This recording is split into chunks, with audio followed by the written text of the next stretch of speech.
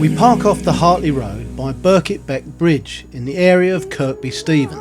This 5-mile walk was a straight up and down due to the heavy clag and strong winds that were present on the day. The path we take is part of the coast to coast walk, and we follow the route that is recommended for this time of year.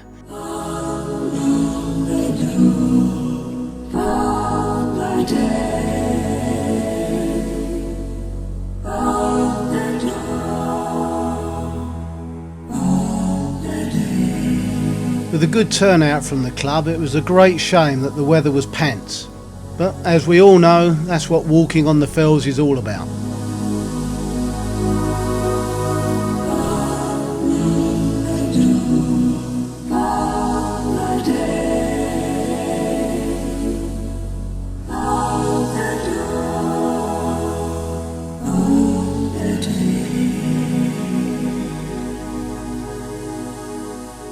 Davy G and myself have been wanting to visit this summit for several years after watching a Julia Bradbury documentary. If my memory serves, I believe she had the same type of day. Well, if it's good enough for our Julia, it's good enough for the Fat Boys on Tour team.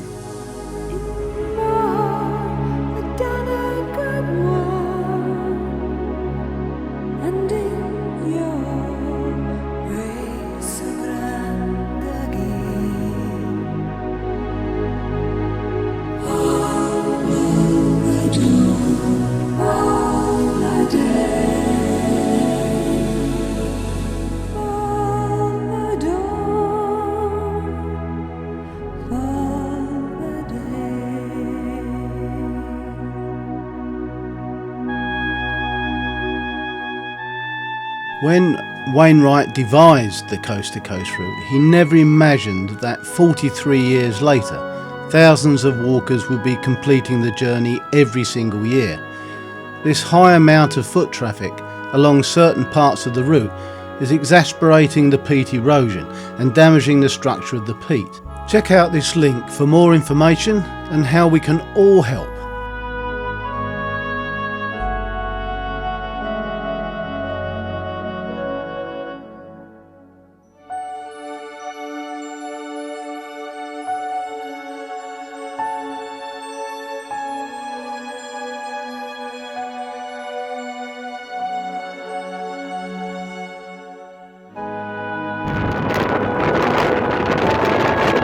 Can't hear me, but this is not a standard Riggs.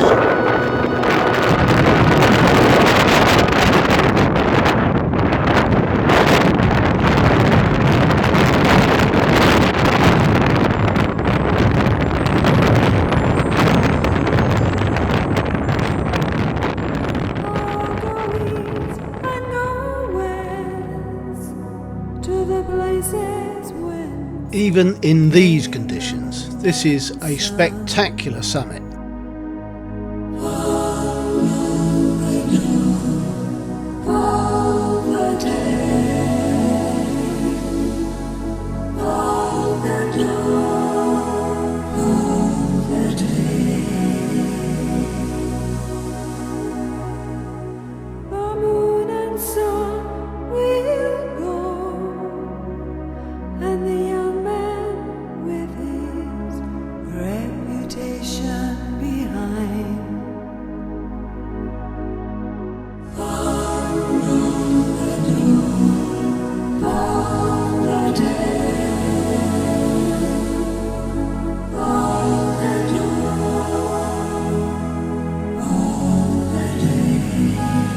The reason and purpose for this display of wonderful cairns, which have been rebuilt several times over the years, is still the subject of speculation and myth, and for me that just adds to their splendour.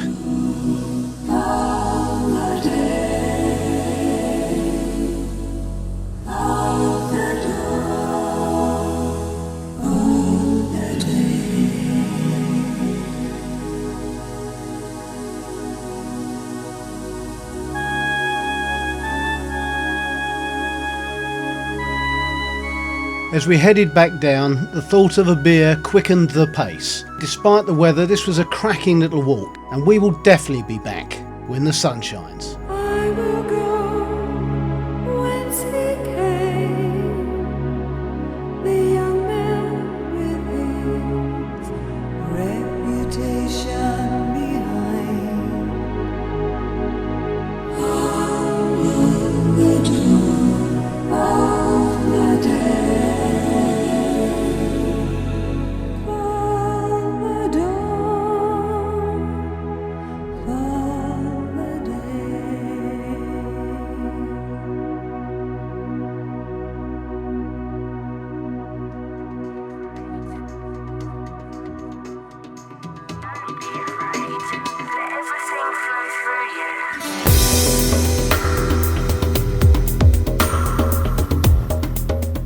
The next day the weather is warm and sunny, so we decide to visit Gill Falls and explore Gill.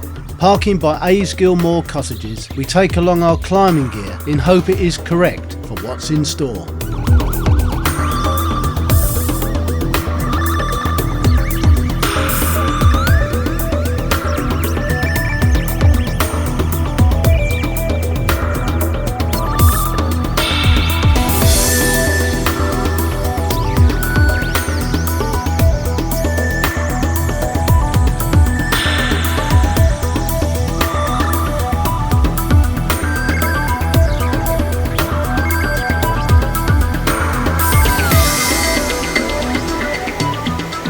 The beauty of this walk is that after just a few minutes and literally just a few metres from the road, you're greeted by this superb waterfall.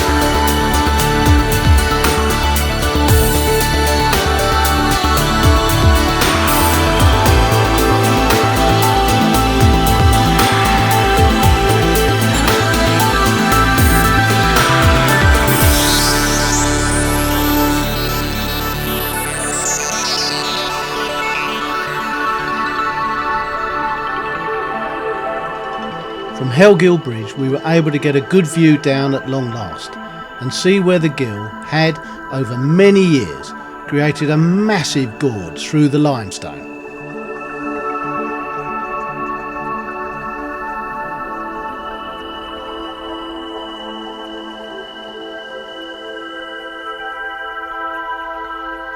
We then made the short walk from the bridge, keeping east of the Gill and a lovely small pine forest, and at long last we arrive at the recognised entrance to the Gill Adventure.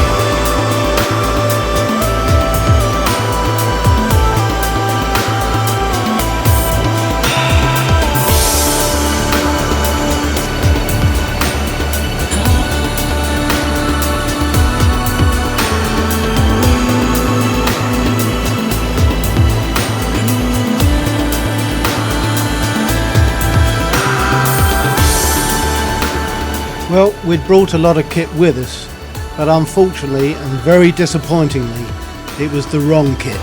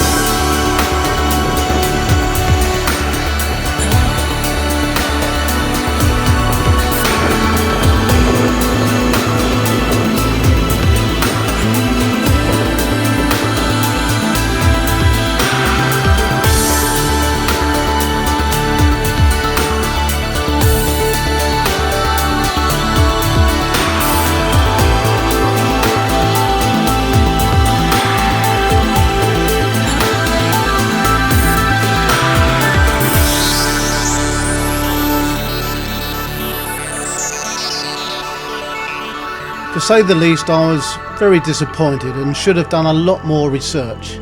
I think it is fair to say that David was a little relieved though, and despite not getting into the Gill, this was a cracking little walk in excellent weather. Please check out the link at the end of this vid, where two guys really explore this Gill as it should be done. It is quite something to behold, and I really recommend it to you.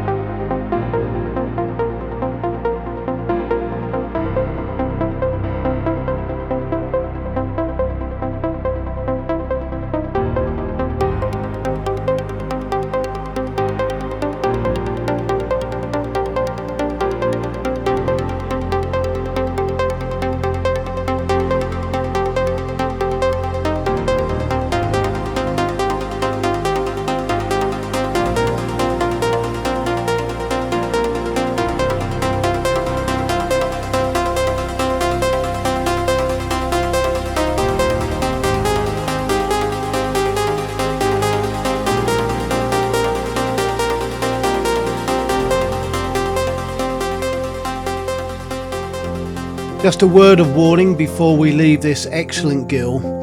Walking beside it is one thing, dropping down into it is quite another.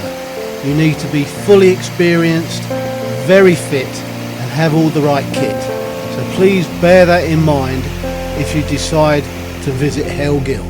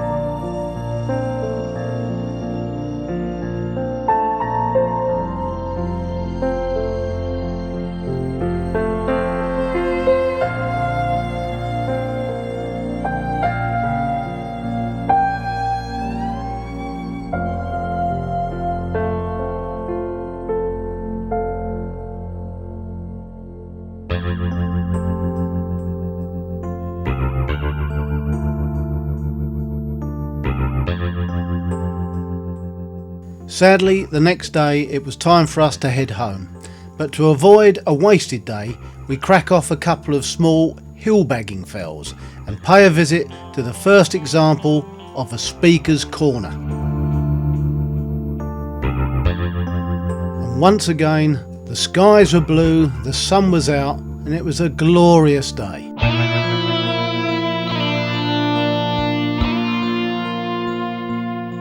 This is Firbank Fell, one of the fells we're doing before we set off home to Southend-on-Sea. And what a view! A little fell, but look at that. Wonderful views. Glorious day. Sun's out. Whirligigs, as Dave calls them, over there. And indeed there. Right, let's just go to the top.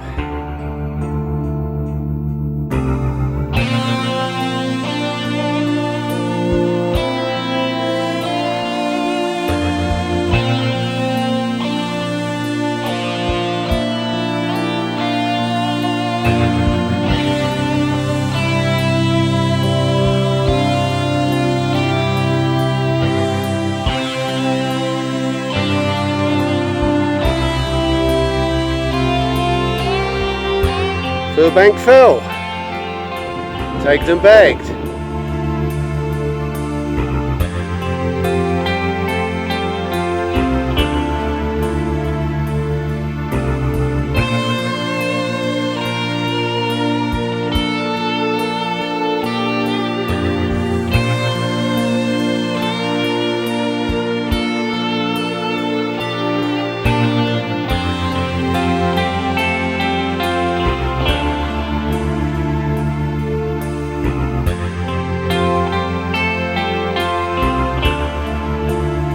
Beethan's graveyard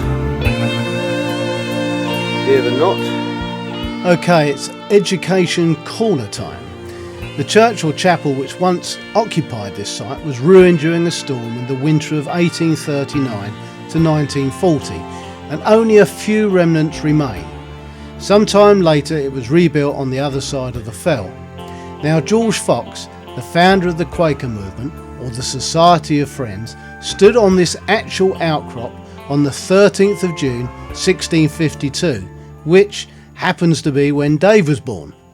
And he preached to a congregation of more than 1,000 people for 3 hours. And this place has now become known as Fox's Pulpit.